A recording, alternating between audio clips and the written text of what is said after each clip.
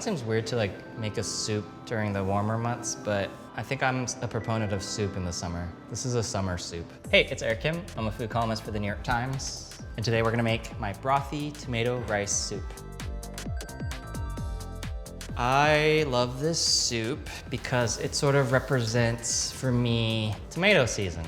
It's not like a tomato soup where the tomatoes pureed. It's a tomato soup that really captures the essence and flavor of fresh vine-ripened tomatoes because we're gonna use the vines. Do not ingest them, but if you use them as almost like a steeping ingredient, I kind of think of it like tea. The tomato flavor you get is astronomical. There's a little jasmine rice, which itself lends this great aroma. Obviously, we're doing like huge basil leaves at the end to amplify the tomato flavor as well. It's a really aromatic experience. It really immerses you in the once-a-year joy that is tomato season.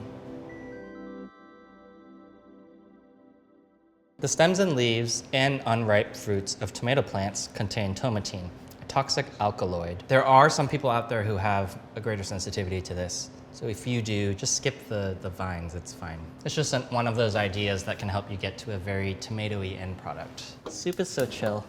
The way I like to make soup is to really layer in flavor, making sure to get the most out of my ingredients, because these aren't that many ingredients. All we have is a little olive oil. I'm just gonna add a teeny bit just to get the guanciale started.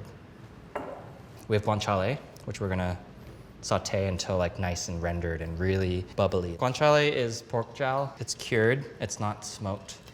So it has like a bacony vibe, but not as smoky. In fact, if I were to use bacon, it would give a really lovely smoky flavor to the end result. You could add a pinch of paprika here if you wanted that flavor.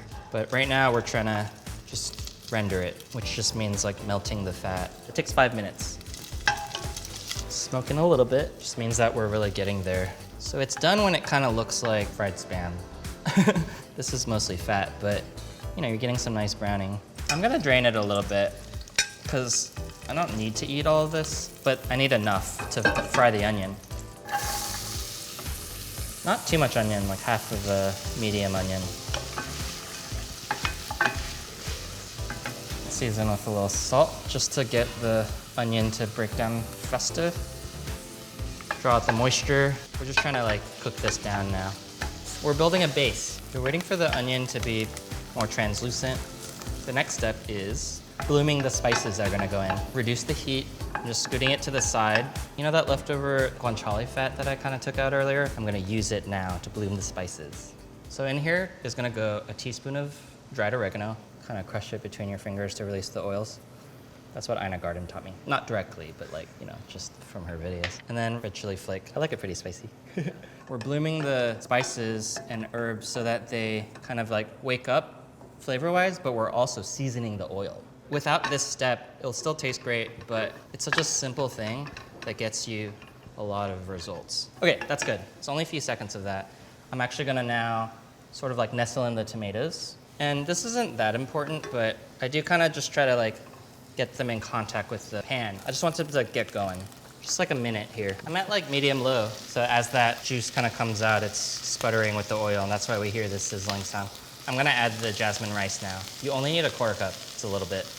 And jasmine rice is so fragrant. I just love the smell of it, the scent. Bone broth. It'll bubble up immediately. And then we just simmer it.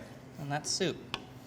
I might like zhuzh it around a little bit. There's not gonna be that many things to scrape off the bottom, but I mean, we're basically almost there now. We're just gonna bring this to a boil over high, and then I'm gonna reduce it and simmer it for about like 15 to 20 minutes, just until the rice is cooked.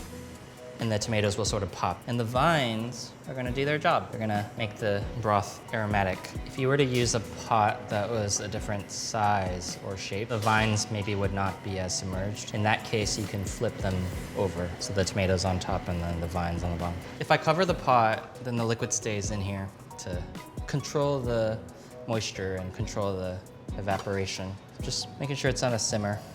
Do that for like 15 minutes. It's actually been about like 17 or so minutes. We're gonna check our soup. Ooh.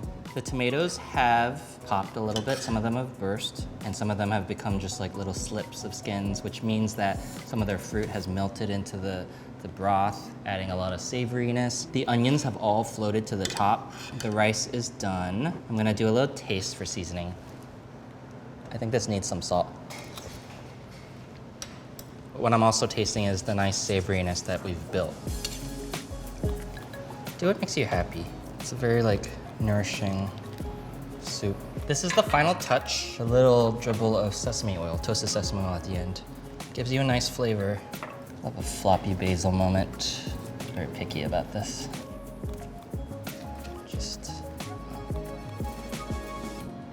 One thing I really love about this soup is that the basil kind of mimics tomato leaves. It's just such a nice experience.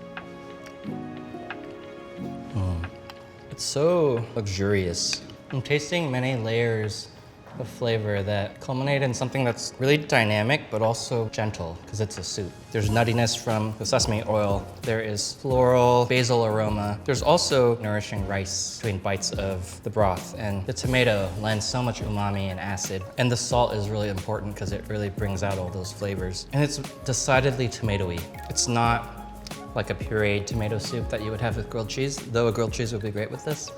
I really like this because it shows you the power of water and simmering. You might be wondering, how the heck do you eat the tomatoes? I don't know, just eat them. Go forth, make your brothy tomato rice soup. I hope you really get to celebrate tomato season and celebrate the plant in its entirety. The vines do a lot more than you think. For this recipe and many more, you can go to nytcooking.com.